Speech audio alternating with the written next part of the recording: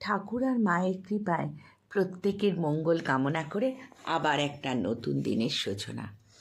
তোমরা এতদিনে অনেকেই জেনে গেছো আমার আরাধ্য দেবতা আমার ঠাকুর আর মা। আমি বিশ্বাস করি যে দিনের শুরুটা ঠাকুর আর মাকে নিয়ে শুরু করলে দিনটা সত্যিই খুব ভালো যায়। জীবনের তো অনেক মুহূর্ত থাকে যখন খুব মন খারাপ হয়, যখন খুব ভালো লাগে না, মনে হয় একটু একা থাকলেই ভালো লাগবে।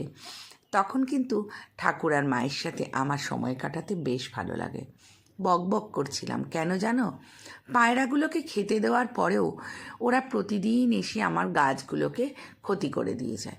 কিন্তু অবলা জীব তো, কী বলবো বলো। গেঁদা গাছে দুটো কড়ি ফুটেছিল।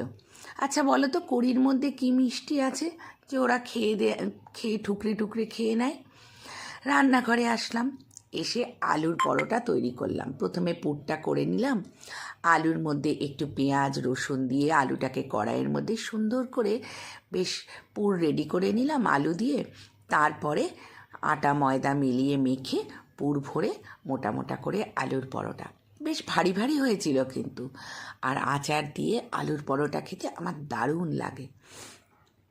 অবশেষে সন্ধেবেলা খুব সুন্দর একটা জায়গায় গিয়েছিলাম। তোমরা যদি এই জায়গাটার আনন্দ উপভোগ করতে চাও তাহলে অবশ্যই আমাকে কিন্তু কমেন্টস করো এবং জানতে চেও। আমি সব কিছু কিন্তু তোমাদের জানিয়ে দেব ইনবক্স করে। দুর্দান্ত জায়গা, আমি কি বলবো। সন্ধ্যের অ্যাম্বিয়েন্সটা একটা অসাধারণ। এটা কিন্তু একটা ক্যাফে প্লাস একটা পিকনিক স্পট। তোমরা যদি এখানে এসে একটা দিন কাটাতেও চাও সেটাও কিন্তু পারো। সব জানার জন্য আমাকে কিন্তু অবশ্যই বলো, আমি কিন্তু ওনাদের ফোন নাম্বার দিয়ে দেবো। আবার ভেবো না আমি এটা প্রমোট ভিডিও করছি, একদমই নয়। অ্যাকচুয়ালি আমরা একটু সন্ধেবেলায় এরকম বেড়াই আর ভালো ভালো কোনো জায়গায় গেলে চেষ্টা করি বন্ধুদেরকেও সেই জায়গাগুলো বলতে। তারপর চলে এলাম, তিনজনে মিলে একটুখানি খাচ্ছি।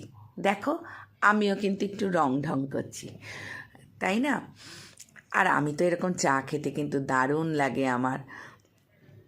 একটু লিকার চা খাচ্ছি আর বক বক করছি ছেলের সাথে। ও বলছে কেমন লাগলো একটা ভালো জায়গায় এসে, কিছু তো বলো। কিন্তু যেহেতু গান চলছিল তাই আমি সাউন্ডটাকে অফ করে দিয়েছিলাম, তা না হলে এখানে কিন্তু একটা আমি ভয়েস দিয়েছিলাম।